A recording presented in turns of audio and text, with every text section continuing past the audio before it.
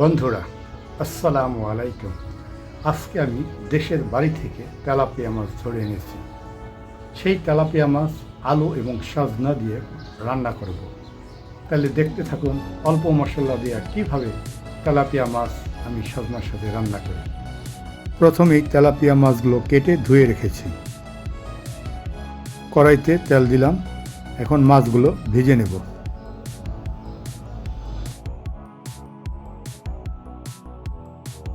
ভালো করে এপাশ ওপাশ ভাজতে হবে।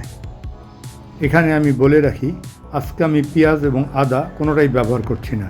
কড়াইতে আলু দিলাম, ভালো করে ভেজে নিচ্ছি। এখন একটু হলুদ দিই, অল্প পরিমাণ লবণ দিলাম,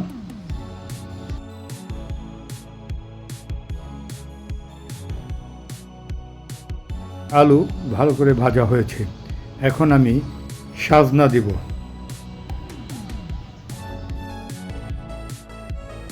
একটু ভালো করে নেড়ে নিই।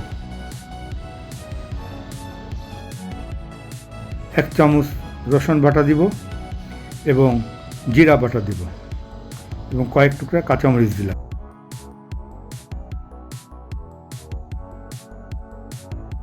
সজনা এবং আলু সিদ্ধ হওয়ার জন্য আমি পানি দিয়ে দিচ্ছি।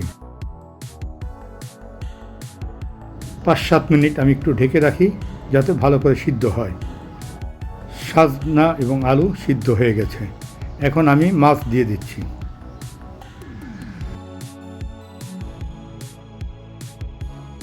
সজনা এবং আলু দিয়ে আমার তেলাপিয়া মাছ রান্না শেষ হলো। বন্ধুরা, বাসায় এটি আপনারা ট্রাই করতে পারেন।